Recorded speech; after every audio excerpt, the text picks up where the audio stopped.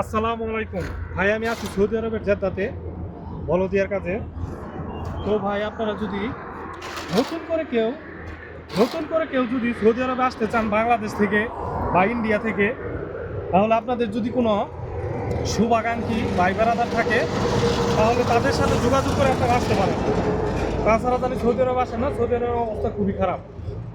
আমি আছি বলদিয়ার কাজে, এই দেখেন বলদিয়ার কাজটা কুচটা উঠাই, তো রোড ক্লিন করি। এই দেখেন আমরা কাঁচা এই যে উঠাইছি।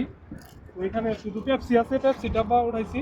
এই যে পেপসিগুলা, এগুলো 5 টাকা কিলো বিক্রি করি ভাই।